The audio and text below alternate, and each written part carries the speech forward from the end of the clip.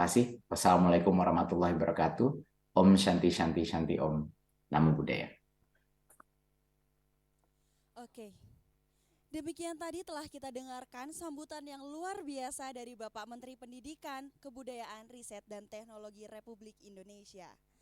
Baik Heroes, mari kita bersama-sama memasuki sesi diskusi dengan topik memperkuat kebangsaan melalui pemahaman Pancasila, Bhinneka Tunggal Ika, dan revolusi mental. Sesi talk show kali ini akan dipandu oleh moderator kita yang cantik pada hari ini. Mari kita sambut Hovifah Aisyah Nur Amini.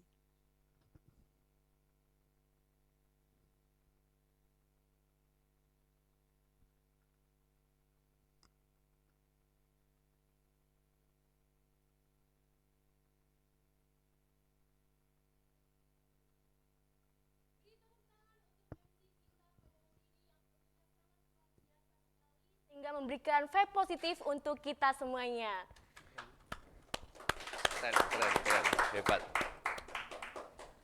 Terima kasih atas kesempatannya. Hai hero semuanya, saya Hovifah Aisyah Nur Amini sebagai moderator yang akan memandu jalannya talkshow pada pagi hari ini. Untuk menyambut hero semuanya, bagaimana nih kabarnya hero? Sehat semuanya? Tentunya sehat dan bahagia ya heroes. Untuk itu mari kita bersyukur karena di tengah segala aktivitas kita masih diberi kesehatan dan kesempatan-kesempatan yang baik untuk terus meningkatkan diri dan terus berproduktivitas ya heroes. Baik heroes, sebelum saya memulai sesi talkshow pada pagi hari ini, ayo kita tagline PPM 2023 dulu nih, agar kita semangat dalam mengikuti kegiatan PPM 2023 ini dari awal sampai akhir. Masih ingat tagline PPM-nya apa? Masih dong ya pastinya. Untuk itu aku izin remind lagi nih. Jadi kalau saya bilang PPM 2023, nanti heroes bilang dare to be unique, dare to be brave. Oke?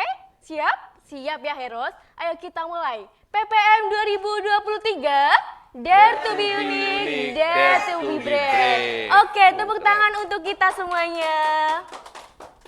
Baik heroes, kali ini kita sedang memasuki ke sesi talkshow tentang kebangsaan. Nah, talkshow ini bertema yaitu memperkuat kebangsaan melalui pemahaman Pancasila, Bhinneka Tunggal Ika, dan revolusi mental. Nah heroes, berbicara tentang kebangsaan, heroes tahu tidak sih bahwa ada data dari komunitas Pancasila mengatakan bahwa tercatat 19,5% generasi muda menganggap bahwa Pancasila itu sudah tidak selaras dengan kehidupan sehari-hari. Kenapa ya bisa begitu? Apakah heroes ada satu di antara 19,5% itu? Nah, kita simpan aja sendiri ya heroes. Nah, heroes, kali ini talkshow tentang kebangsaan ini mengharapkan bisa meningkatkan pemahaman tentang nilai-nilai Pancasila sebagai dasar negara, kemudian juga bisa mengidentifikasi profil pelajar Pancasila, serta bisa menggali strategi pencegahan intoleransi, kemudian juga bisa memahami hak dan kewajiban dalam upaya bela negara, kemudian juga bisa menjadi pembinaan gerakan nasional revolusi mental. Nah, tentunya pada talkshow ini kita sudah kedatangan pembicara kita yang tentunya sangat luar biasa sekali nih heroes. Beliau adalah Dr. Andes Arif Nur Cahyo MA atau biasa disapa Pak Yoyo ya. Oke, kalau gitu langsung aja kita sapa beliau. Halo, selamat datang Bapak.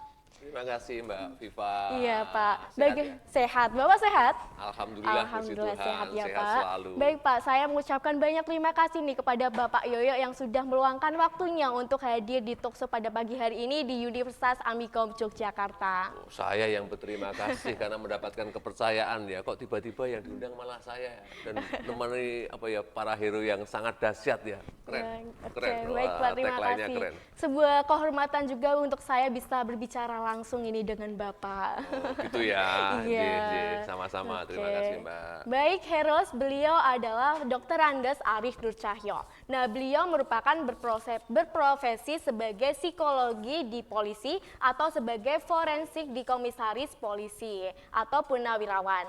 Nah, beliau mempunyai jabatan sebagai Kepala Kantor Keamanan, Keselamatan Kerja, Kedaruratan, dan Lingkungan UGM. Nah, beliau juga mempunyai pengalaman yang banyak sekali, Heros. Di antaranya yaitu menjadi asesor polisi bidang SDM. Kemudian juga menjadi konsultan pemeriksa dan pendamping kasus kejahatan dan kriminalitas khusus. Luar biasa sekali ya, Heros. Tepuk tangan sekali lagi untuk pembicara kita hari ini. Oke, Heros, karena pembicara kita sudah hadir bersama kita semua, untuk itu sesi pertama nanti saya persilakan kepada Bapak Yoyo untuk memaparkan materinya selama 20 menit. Kemudian selanjutnya akan dilanjutkan untuk sesi tanya jawab selama 30 menit. Untuk sesi tanya jawab nanti saya bagi menjadi 2 sesi, yaitu sesi tanya jawab antara moderator dan pembicara, kemudian sesi selanjutnya yaitu tanya jawab antara pembicara dan Heros semuanya. Untuk itu, siapkan fokus terbaik Heros semuanya. Kali itu saya persilakan kepada Bapak Yoyo untuk memaparkan materinya kurang lebih 20 menit ya Pak. Oke, Silakan Pak. matur sembah nuwun. Nanti makin cepat makin baik karena saya lebih suka kalau tanya jawab ya. Iya. Tapi nggak apa-apa, yuk kita akan mencoba. Baik. Assalamualaikum warahmatullahi wabarakatuh. Salam sejahtera bagi kita semua. Assalamualaikum Om Swastiastu, Namo Buddhaya. warahmatullahi wabarakatuh. Salam sejahtera untuk kita semua. Om Swastiastu. Salam kebajikan. Nah, gini, saya akan mengambil judul dalam materi saya pada siang hari ini adalah mahasiswa dalam bela negara. Karena kalau berangkat dari dari pesan yang dititipkan untuk saya ketika harus membawakan materi ini bukan sesuatu yang mudah tentunya, karena tadi sudah dikatakan oleh Mbak Viva sebagai moderator bagaimana pandangan generasi muda Gen Z ini terhadap Pancasila, yang mana dalam faktanya menunjukkan 19,5% itu sudah menganggap Pancasila tidak relevan lagi.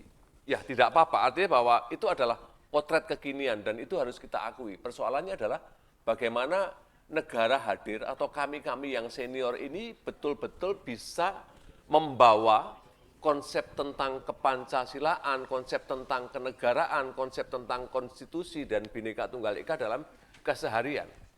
Dan mungkin terlalu jauh ya kalau saya akan mengajak panjenengan berpikir tentang Pancasila atau tentang negara. Tapi harus ada sebuah kesadaran bahwa mencintai negara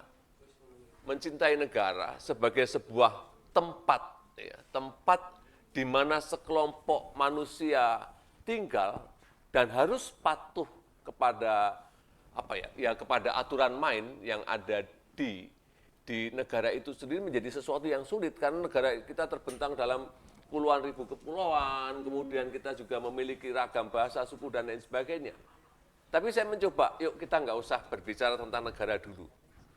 Kita bicara sama-sama sesama heroes. Panjenengan bisa melihat teman kiri kanan Anda. Panjenengan bisa melihat teman di sebelah Anda. Saya bisa melihat Mbak Viva. Kemudian kalau saya dengan Mbak Viva di sini, saya melihat perbedaannya, ya dia seorang perempuan, saya laki-laki, beliau usianya mungkin baru belasan tahun, saya sudah hampir 60 tahun, beliau dari Malang dan lain sebagainya, ada banyak perbedaan. Tapi ketika kita melihat kesamaan, maka disitulah ada Pancasila. Keren ya, jadi kalau pada saat ini panjenengan melihat perbedaannya tentu akan berbeda, tapi ketika panjenengan melihat, oh iya kita sama-sama heroes nih, kita sama-sama dengan jaket alma mater yang sama, kita berada di ruangan yang sama, maka di situ ya sudah, kita hanya akan ketika seseorang bisa melihat kesamaannya daripada mempermasalahkan perbedaannya, itulah Pancasila. Bayangkan kalau semua orang melakukan hal yang sama. Bayangkan kalau kemudian 2000 sekian orang melakukan hal yang sama, ketika kemudian panjenengan melihat mentor, tidak melihat perbedaannya, tapi melihat kakak-kakaknya, kita melihat wadah yang sama, Amikom, gitu ya. Nah, coba bayangkan saya begitu mau diundang ke Amikom, yang saya lihat apanya? Ada marsnya enggak? Ada himnenya enggak kalau di kampus-kampus yang lain? Nah, ketika kita melihat himnenya, ya itulah sebagai pondasinya. Kita tidak usah berbicara atau terlalu jauh ketika kita berbicara tentang Pancasila atau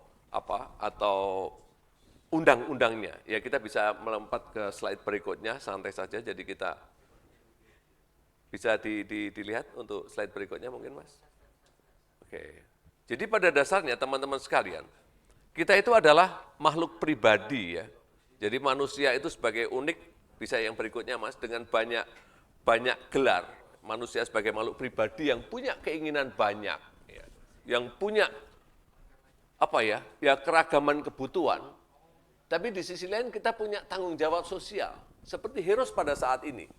Panjenengan tentunya punya keinginan jam-jam sekian ini enaknya ngapain ya? Oh, kita akan ke kantin, kita akan ngobrol dengan orang gini-gitu. Tapi faktanya Anda punya tanggung jawab sosial. Karena Anda sudah menjadi keluarga besar Universitas Amikom, Anda harus duduk di sini. Kenapa? Ya harus melaksanakan PPM. Karena di sini saatnya Anda dipotret, sedang digali nih. Karena Anda adalah manusia-manusia pilihan yang berangkat dari beragam latar belakang, baik itu latar belakang daerah tertentu, latar belakang keluarga tertentu yang kemudian berkumpul bersama di Jogja, di Amikom. Nah, saatnya kemudian negara dalam tanda petik, kepanjangan negara adalah Amikom, kemudian secara spesifik lewat pembina, lewat mentor, itulah yang kemudian menggiring Anda, mengajak Anda, yuk kita sama-sama ke depannya kita mewarnai negara. Kira-kira seperti itu. Jadi ini adalah konsep yang paling sederhana. Nah, persoalannya seperti yang tadi dikatakan oleh Mbak Viva ya, iya, Mbak Pak. Viva sebagai moderator, Pak di sini kan kemudian nanti kan ada tanda petik ancaman intoleransi. Ya, itu memang selalu ada. Sebenarnya ancaman yang paling sederhana, panjenengan bisa slide berikutnya kalau masih bisa dioperasikan dari sini. Boleh minta slide selanjutnya, Kak? Nah, itu supaya yang ketiga saja. Jadi yang ada lingkaran-lingkaran saya hanya akan menunjukkan. Terus Mas, lanjut lagi. Yang ada lingkaran besarnya. Ini supaya lebih mudah dipahami. Jadi kembali lagi kepada adik-adik tadi ya, bahwa kita sudah berkumpul bersama. Kita sudah berada di tempat yang sama. Yang berikutnya yang ada nanti ada semacam ancaman tentang narkoterorisme. Karena ya lanjut yang setelah ini nanti berhenti di situ saja. Karena memang pada kenyataannya kita saat ini sulit mencari simbol-simbol kenegaraan. Maka kita cari dari simbol-simbol yang ada di sekeliling kita, lewat mentor kita, lewat teman kita, lewat dosen kita, itu adalah simbol kenegaraan dalam arti yang sesungguhnya. Lanjut yang setelah ini ya. Nah ini, artinya, ini kita berhenti di sini aja supaya saya ngobrolnya lebih enak gitu ya. Jadi mahasiswa itu adalah aset sebuah negara. Anda adalah pemilik generasi. Tapi di sisi lain Anda adalah juga gambaran dari potret bayang-bayang masyarakatnya. Sehingga ketika kita berproses ke arah positif tidak semuanya senang loh. Gitu ya. Jadi ada yang dalam tanda petik senang melihat orang lain susah dan susah melihat orang lain senang. Jadi kan ketika saat ini panjenengan berproses, panjenengan menyesuaikan diri, keluar dari keluarga, kemudian mungkin kos di Jogja, bertemu dengan teman baru, kemudian nanti tiba-tiba akan mendapatkan mata kuliah yang beragam, Anda akan merasa sebuah tekanan, butuh refreshing, butuh ini. Nah, ini yang kemudian dianggap menjadi sebuah pasar. Pasar bagi orang-orang yang nggak senang nih. Wah, mahasiswa ini kayaknya objek yang paling oke nih.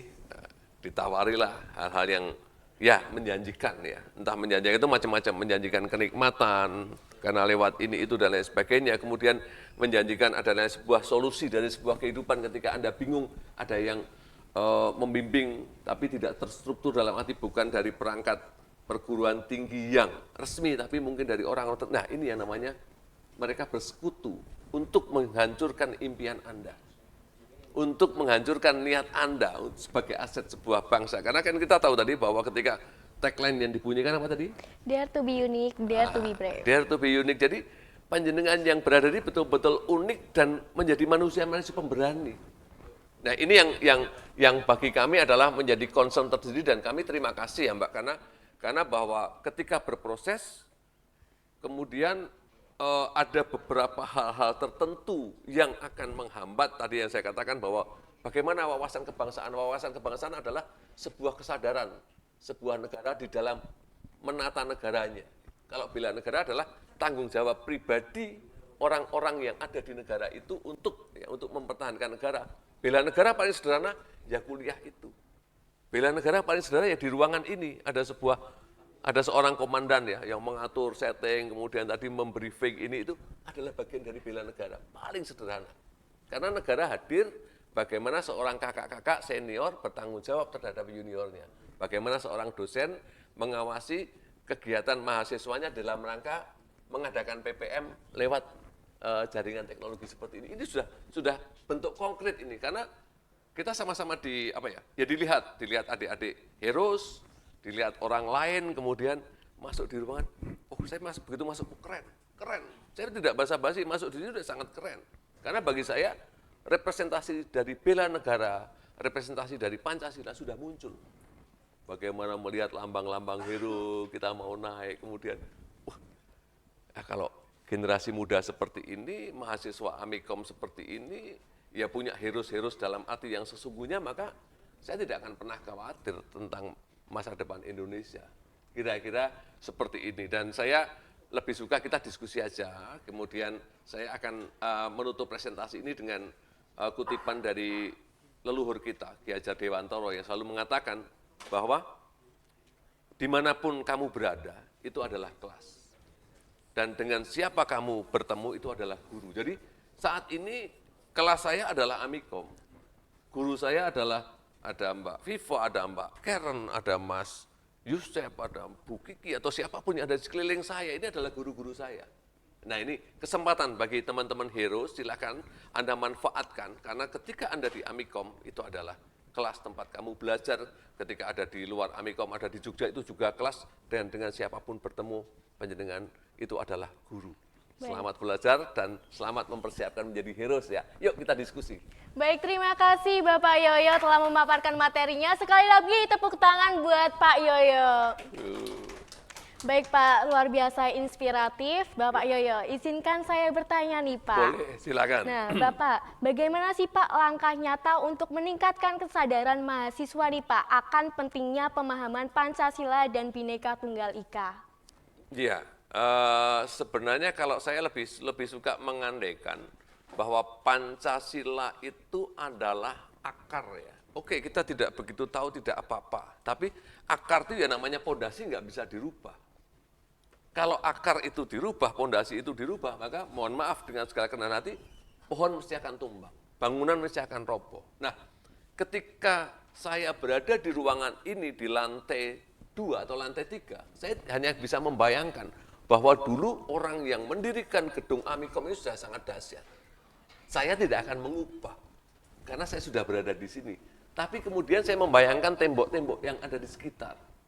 Artinya saya membayangkan orang-orang yang ada di sekeliling saya. Jadi saya hanya akan mencoba membayangkan dengan cara saya rajin, atau saya menyempatkan diri untuk belajar tentang akar kebudayaan itu tadi. Jadi Pancasila ya harus kita gali. Kemudian dalam bentuk konkretnya apa? Ya seperti ini.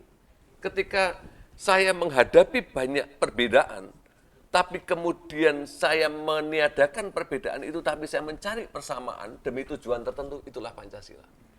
Gitu ya. Jadi bentuk paling sederhana adalah seperti itu. Nah, kalau kemudian setiap orang melakukan hal yang sama, setiap warga negara melakukan hal yang sama, maka itu negara kita akan terbangun dengan oke. Karena ada sesuatu yang kita tidak bisa menghindari adalah perubahan. Jadi ketika ada perkembangan teknologi, ada perkembangan ilmu pengetahuan, kemudian itu membuat seseorang rasa ingin tahunya kuat. Kemudian membuat seseorang pengen mengeksplorasi. Nah, ketika kita mengeksplorasi, kemudian mengabaikan pada nilai-nilai, tanggung jawab moral, relasional, atau saya dengan mengabaikan bentuk komunikasi atau bentuk relasi, atau saya tidak menjaga etika ketika berinteraksi dengan Mbak Viva, maka ya akan terjadi ketidaknyamanan atau akan terjadi perpecahan. Nah, itu berarti anti Pancasila. Jadi paling sederhana adalah kita mentoleransi terhadap perbedaan dan kita menerima terhadap perkembangan, tapi kita juga bisa mengambil sikap secara bijaksana terhadap langkah-langkah yang akan kita ambil. Itu aja sederhananya, Mbak. Baik Pak, terima kasih, luar biasa. Nah Pak, apa saja sih bagi mahasiswa yang bisa dilakukan untuk menjaga kedaulatan dan keutuhan NKRI ini? Oke, keutuhan dan untuk bagi tanggung jawab ya, tanggung jawab seorang mahasiswa dalam menjaga keutuhan NKRI. Kalau kita berbicara, mohon maaf ini, kita bicara tanggung jawab dan peraturan, maka ada ribuan, ratusan ribu bahkan peraturan yang ada di Indonesia itu kan itu berat. Maka bagi saya sangat sederhana, sudah kita bicara saja tentang peraturan yang paling kuat, paling tinggi yang menjadi dasar negara adalah Pancasila. Di situ ada 5 sila.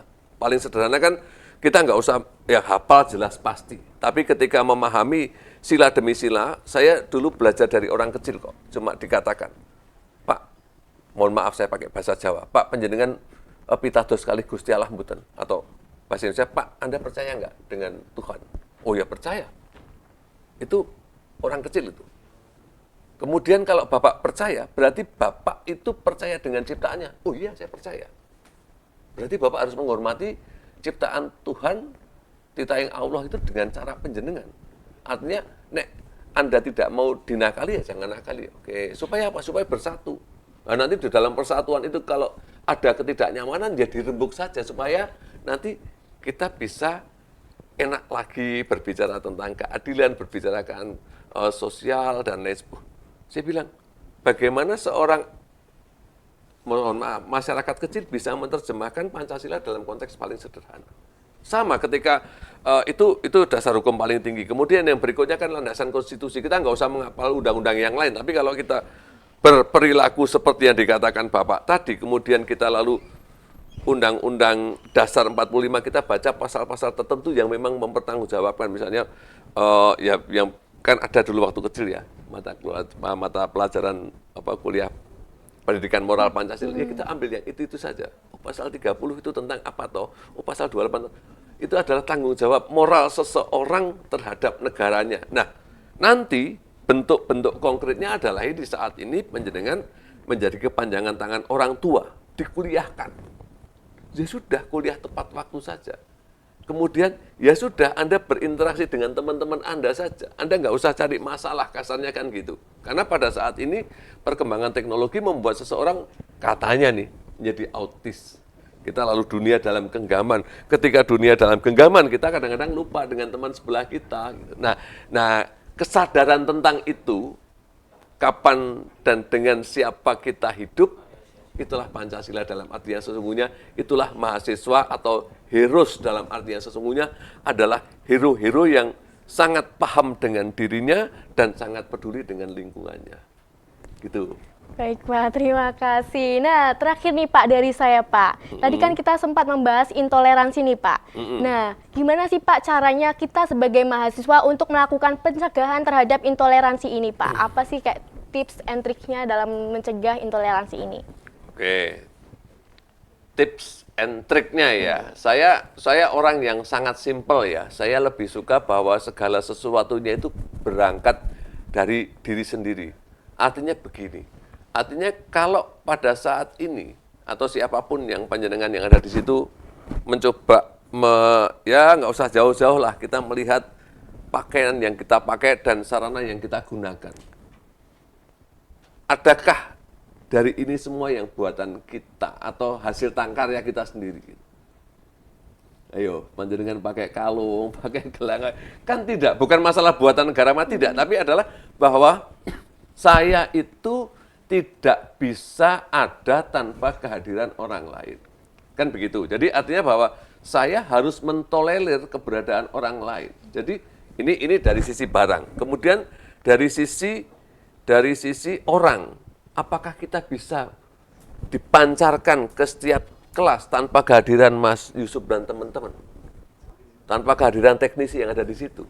Ini kan bentuk toleransi nyata. Kalau kita kemudian menjadi pribadi yang pemarah, mereka bubar, kita nggak bisa mancar, Mbak. Nanti teman-teman heroes nggak bisa. Ini contoh paling konkret. Sama ketika pada saat ini teman-teman kemudian sudah dibentuk dalam kelompok, dalam gugus, masuk fakultas. Nah, itu yang kemudian saatnya kita lalu mencari dalam tanda petik identitas atau kenalan. Jadi saya mengenal Mbak Viva, saya tahu Mbak Karen, saya kenal belum kenal dengan akrab dengan siapapun yang ada di sini.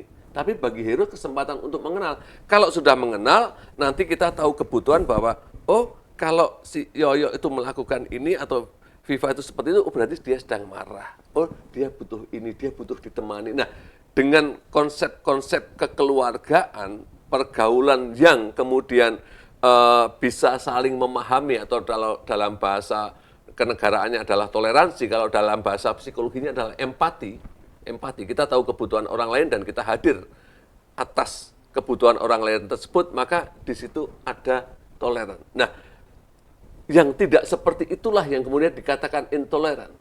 Wah, saya mau minum, ya terserah, saya nggak urusan kamu mau minum nggak, ini yang jelas ini minumanku. Saya nggak peduli lagi orang yang kehausan. Nah, ini yang bagi saya menjadi tidak oke, karena nanti masuknya dari peristiwa yang sangat sederhana. Jadi tadi sempat di dalam file saya singgung yang namanya narkoterorisme. Jadi bentuk-bentuk intoleran itu nanti kalau ditarik secara tegak lurus, itu ada loh bagian dari sebuah peperangan. Proksi, jadi adalah sebuah upaya-upaya penyerangan tidak secara frontal, tapi lewat jalur-jalur itu, intoleran, kemudian ditawari narkoba, kemudian ini, nah, di mana kemudian relasi menjadi retak. Jadi sederhana, itu saja Mbak. Jadi bagi saya, yuk kita melihat dari diri kita yang tidak bisa berdiri tanpa kehadiran orang lain. Lalu kita menghormati orang lain, kita saling bekerja sama, kita saling bisa menutupi kekurangan untuk tujuan bersama. Baik Pak, terima kasih. Nah Pak, saya pernah membaca nih bahwa intoleransi ini bibit-bibit dari radikalisme ya Pak. Betul apa tidak sih Pak itu? Oh ya, ya bisa dikaitkan ke situ, karena kan sebenarnya kan saya akan berbicara dalam konteks psikologi dan pengalaman. Sekarangnya begini kan, ketika seseorang itu kemudian, mohon maaf nih, saya dengan Mbak Viva atau Mbak Viva dengan temannya, kemudian agak tidak nyaman, kan tiba-tiba saya katain, Mbak, itu memang orangnya gitu, oh, gini-gini. Kemudian kan saya ajak nih, tiba-tiba ketika seorang Viva sudah bisa dekat dengan saya, maka lalu tanpa sadar, Viva akan saya doktrin. Ini loh, soalnya kamu dan gini-gini. Nah, ini yang namanya bentuk-bentuk intoleransi yang berangkat dari ketidaknyamanan relasi, kemudian ditarik dalam tanda petik ke dalam kelompok tertentu dan diberikan doktrin-doktrin tertentu. Itulah yang terjadi radikalisme dalam arti yang sesungguhnya, lalu menanamkan kebencian, kita kan sama-sama ini, maka kamu jangan bergaul dengan itu. Jadi sifatnya larangan. Kalau kamu bergaul dengan itu berarti kamu ini, kalau kamu ini berarti kamu itu. Jadi bentuknya lalu dicetaklah orang-orang itu, dimunculkan rasa marahnya, dimunculkan militansinya, kemudian punya dalam tanda petik ideologi sendiri yang merusak ideologi bangsa dan negara. Kira-kira begitu. Jadi setuju, tapi tidak sedrastis itu, lalu ada tahapan-tahapannya. Baik Pak, terima kasih sekali sudah berbagi insight kepada saya dan Heroes di sini. Nah selanjutnya saya persilahkan untuk tanya jawab kepada Heroes semuanya. Untuk Heroes yang ingin bertanya silakan bisa raise hand atau meminta tolong kepada mentor masing-masing untuk menanyakan pertanyaannya. Silakan.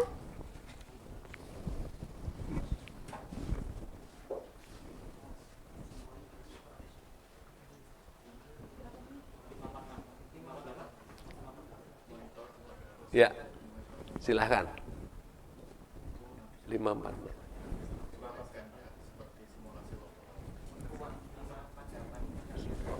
Silahkan, ruang 548 ya. Untuk ruangan 548 saya persilakan untuk bertanya. Kepada Heroes yang ingin bertanya silakan boleh raise hand atau meminta tolong kepada mentor masing-masing.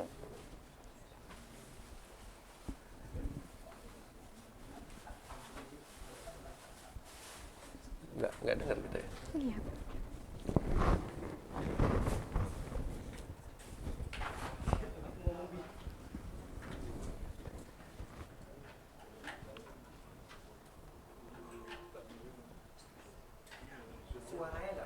Oh, oke. Baik, sekali lagi untuk Heroes yang ingin bertanya di lokasi 548, saya persilakan untuk bertanya, bisa langsung raise. Oh, dia udah bertanya.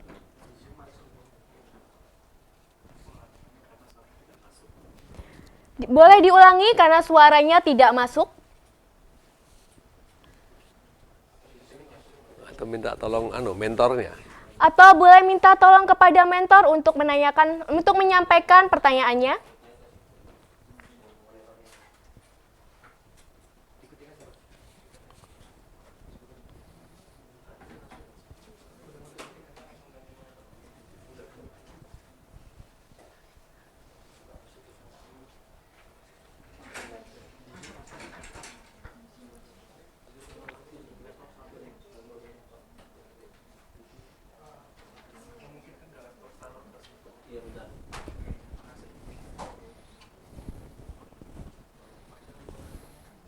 Ya, sambil menunggu ya.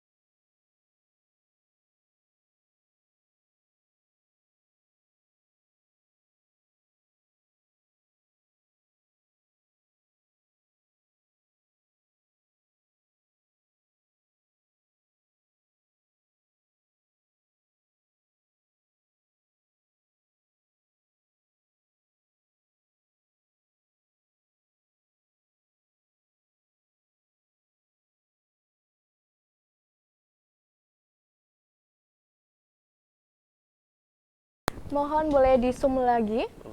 Bisa terlihat Bapak? Oh iya, sebentar ya. Namanya Najwa Maulana dari Heroes Tan Malaka bertanya. Sila pertama berbunyi ketuhanan yang Maha Esa, tapi kenapa sekitar 900 jiwa mengaku tidak mempunyai agama atau mengaku ateis, atau sebutan yang pantas, ateis, lalu sebutan yang pantas itu Indonesia yang sudah tidak berdasar Pancasila atau warga negaranya yang tidak berlandaskan Pancasila. Nah, terima kasih untuk Mbak Najwa Maulana ya. Nah, ini pertanyaannya memang begini. Saya tadi kan sempat diskusi bahwa memang hal yang paling sederhana itu representasi dari negara itu memang tampak pada orang-orang di sekeliling kita. Jadi ketika orang-orang yang mengatakan dirinya ateis, yang mengatakan dirinya tidak percaya sama Tuhan, ya tidak percaya sama Tuhan, itu kan saya kira juga tanpa alasan. Mestinya dia adalah berangkat dari orang-orang yang ada di sekelilingnya. Mungkin seorang tokoh rohaninya yang membuat dia menjadi hopeless ya, atau dia menjadi ilfil yang lalu membuat saya tidak percaya, lalu saya sudah berdoa berkali-kali kok tidak dikabulkan dan lain sebagainya. Atau orang-orang yang menjadi contoh di sekeliling kita kok tidak bisa menjadi panutan, lalu membuat dia lalu mendeklarasikan dirinya, saya menjadi ateis, saya menjadi nggak percaya sama Tuhan gitu dan lain sebagainya. Atau yaitu tadi, makanya satu paket yang namanya narkoterorisme, kemudian perilaku koruptif, itu kan kita juga sama-sama tahu bahwa pelaku korupsi adalah tokoh-tokoh yang ada di sekeliling kita. Lalu yang terjadi adalah distrust. Ketika menjadi distrust, maka orang menjadi, apa gunanya Pancasila, apa gunanya dasar negara, pemimpin-pemimpin kita aja melakukan seperti itu. Jadi kira-kira gitu, Mbak. Baik, Pak. Sudah, Pak? Iya. Baik, Heroes, berikut yang telah disampaikan oleh Pak Yoyo. Apakah sudah terjawab, Heroes? Sudah ya? Ya. Untuk itu bisa langsung lanjut ke pertanyaan selanjutnya. Bisa langsung dikirim atau diketik. Oke. Boleh langsung diketik, Heroes, untuk pertanyaannya selanjutnya.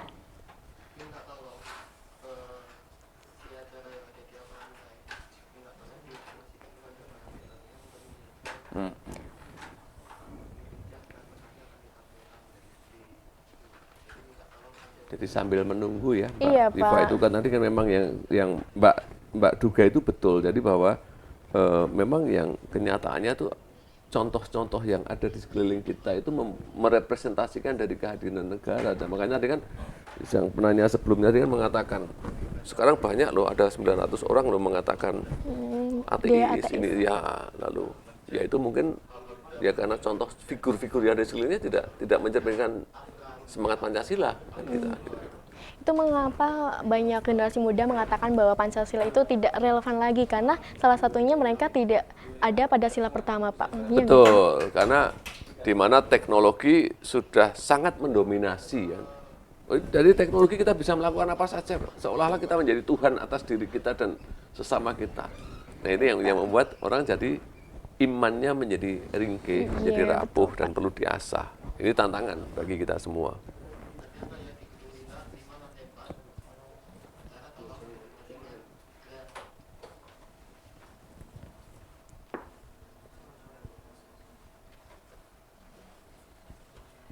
Ada lagi mungkin bisa ditanyakan, coba dicek.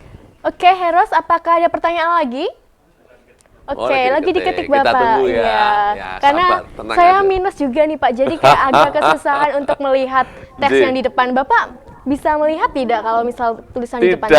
Bisa. Saya capek-capek tadi, mohon maaf, saya terpaksa pura-pura menjadi moderator ya, gitu, membaca sendiri. Terima kasih nih Bapak Yoyo, narasumber kita lebih mandiri sekali, bisa bagian dari toleransi. Ini ya bentuk konkret kan, ketika saya melihat seorang Tifa yang tidak bisa membaca, lalu saya bisa membaca, lalu ternyata yang baca harusnya moderator. Ini ada silakan. Pertanyaan satu lagi nih Pak, karena saya agak sedikit minus, bolehkah Bapak menyumbangkan sikap toleransinya nih Pak buat membacakan ini lagi. Keren.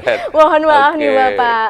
Oke, ini dari Mbak Liana Firlia. Nanti yang jawab Tifa ya. Waduh, kebalik Ilmu nih ya Pak. komunikasi NIM 236939999. Heroes Insinyur Soekarno. Wih, keren. Seperti yang dikatakan bahwa 19,8% menganggap Pancasila tidak relevan. Lalu bagaimana cara mengembalikan kepercayaan 19,8% orang tersebut? Dan apakah manusia memiliki hak untuk menganggap Pancasila tidak relevan? Ayo, silakan narasumber. Waduh, kebalik nih Enggak, ya ini Pak. bercanda. Iya. Siapa saya Pak? Bercanda. Jadi gini, artinya bahwa ini memang harus kita akui. Makanya kan saat ini kan dulu zaman saya ada namanya P4 ya, penataran tentang Pancasila itu. Lalu sekarang ada Badan Pengkajian Pancasila. Nah, ini yang bahkan di perguruan tinggi manapun memiliki pusat studi Pancasila atau pengkajian-pengkajian tertentu. Persoalannya apa? Persoalannya memang sudah dianggap ya betul-betul dasar negara atau Pancasila itu tidak relevan lagi. Sebenarnya bukan tidak relevan. Apapun ceritanya sebuah rumah yang sudah dibangun, pondasi itu selalu ada. Persoalannya adalah bagaimana kemudian dalam tanda petik orang-orang yang mengawai dan menggawangi tentang pondasi itu betul-betul bisa mendistribusikan pemahamannya kepada 19,8% itu tadi. Dan di sisi lain saya harus jujur juga, penyelenggara negara berani autokritik menindak orang-orang atau pejabat-pejabat yang memang tidak bisa menjadi role model, tidak bisa menjadi panutan. Karena apapun ceritanya, ketika pejabat melakukan penyimpangan, ketika pejabat melakukan korupsi dalam tanda petik, itu kan tidak mencerminkan nilai Pancasila. Tapi di sisi lain, mungkin penyelenggara negara dalam hal ini aparat penegak hukum juga tidak sepenuhnya bisa ya atau berani mengambil sikap sehingga dianggap Pancasila sudah tidak perlu, Pancasila sudah tidak relevan. Ya, itu yang menjadi catatan bagi kita. Jadi ini saya terima kasih pertanyaan-pertanyaan kritis tentang prosentase 19,8 yang tidak percaya itu memang menjadi PR yang sangat serius, dan saya justru berharap semoga teman-teman dari Amikom, para heroes dan para calon pemilik generasi masa depan itu betul-betul bisa menjawab tentang tantangan ini. Artinya bahwa panjenengan bisa masih tetap Pancasilais tapi juga membawa warna atau membawa arti di dalam mengisi republik ini. Ya, tepuk tangan untuk para heroes ya. Keren. Pertanyaannya keren.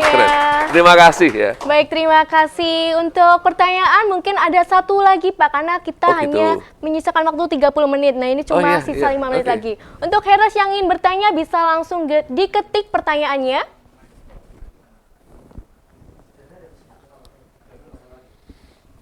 Ini pertanyaan terakhir ya Pak. Oke, pertanyaan terakhir ya.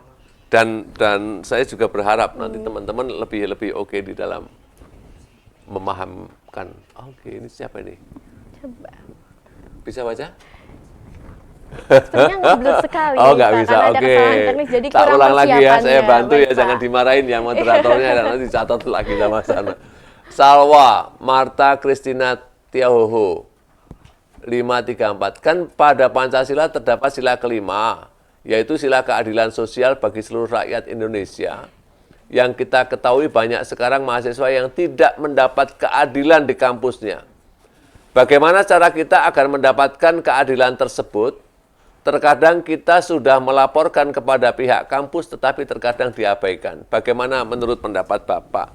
Oke, terima kasih dari pertanyaan Heroes Salwa ya. Jadi kalau kita menyikapi atau kalau kita mencoba merujuk apa yang disampaikan oleh Pak Menteri di dalam beberapa kali sambutannya, bukan hanya yang tadi, yang sebelumnya, memang ada beberapa hal yang cukup serius yang terjadi di kalangan kampus. Lalu disarankan beberapa kampus untuk menciptakan semacam satuan tugas atau gugus tugas, terutama berkaitan dengan kesehatan mental dan kekerasan seksual kalau tidak salah, dan beberapa hal yang lain. Nah, ini saya kira juga sudah menjadi semacam wadah atau kanal ketika mahasiswa ketika punya masalah bisa menyampaikan aspirasinya, dan tentunya juga beasiswa juga ada di mana, itu pun bagian dari bentuk keadilan sosial dalam arti yang sesungguhnya. Jadi menerjemahkan keadilan sosial memang bisa dalam banyak perspektif dan banyak versi, dan tentunya pemerintah atau negara atau yang dilakukan lembaga juga sudah tidak kurang-kurang, termasuk menyantuni mungkin orang-orang yang bermasalah, orang-orang yang butuh beasiswa dan lain sebagainya, termasuk membuat kanal-kanal atau organ-organ atau satuan tugas yang berkaitan dengan persoalan-persoalan yang bersifat kekinian dan dianggap dianggap serius ya, termasuk ya tadi saya katakan kejahatan seksual dan kesehatan mental, karena pengaruh dari perkembangan teknologi dan situasi dari mahasiswa itu secara umum. Mekaten Mbak, ini jawaban singkat saya, dan semoga nanti akan semakin memunculkan diskusi-diskusi yang lebih oke, dan panjenengan bisa menyampaikan aspirasi itu kepada senior Anda, kepada mentor Anda, atau kepada lembaga secara terstruktur lewat sarana yang sudah diberikan.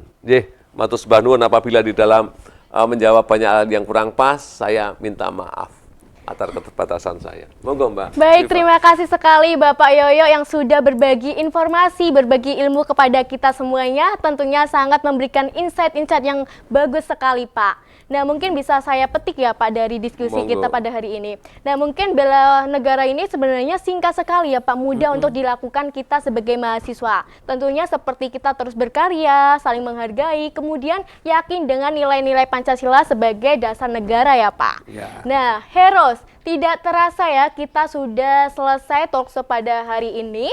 Untuk itu sebelum saya tutup talkshow ini, mungkin saya memberikan kesempatan kepada Bapak untuk memberikan closing statement kepada Heroes semuanya. Saya cukup sederhana, jadi jangan pernah bosan untuk mencintai negara Anda, karena lewat orang-orang yang terdekat yang ada di sekeliling Anda. Karena saya katakan tadi sekali lagi bahwa dimanapun kamu berada itu adalah kelas, dan dengan siapapun kamu bertemu itu adalah guru. Jadi saatnya kita berpikir global dan berperilaku lokal ya. Selamat berkarya para heroes, panjenenganlah pemilik generasi masa depan. Terima kasih. Keren. Tepuk tangan buat saya. Baik, sekali lagi terima kasih banyak kepada Bapak Yoyo. Saya sangat mengapresiasi setinggi-tingginya kepada Bapak. Terima Dan kasih. tentunya saya juga mengapresiasi nih kepada hero semuanya yang sudah hadir pada hari ini dan ikut menyimak pada talkshow pada hari ini. Nah, untuk itu saya Khofifa Aisyah Nuramini menutup undur diri. Saya serahkan sesi selanjutnya kepada MC. Oke, sudah kita dengarkan bersama materi yang luar biasa dari narasumber kita pada hari ini, yang tentunya sangat bermanfaat bagi kita semua. Setelah ini kita akan break sebentar, dan teman-teman kami persilahkan untuk beribadah sesuai dengan kepercayaannya masing-masing. Setelah itu bisa melakukan makan siang dan mengikuti arahan dari mentor masing-masing. Kita akan berjumpa lagi setelah istirahat selesai. Sampai jumpa Heroes, selamat beristirahat. Saya kembalikan lagi kepada mentor masing-masing.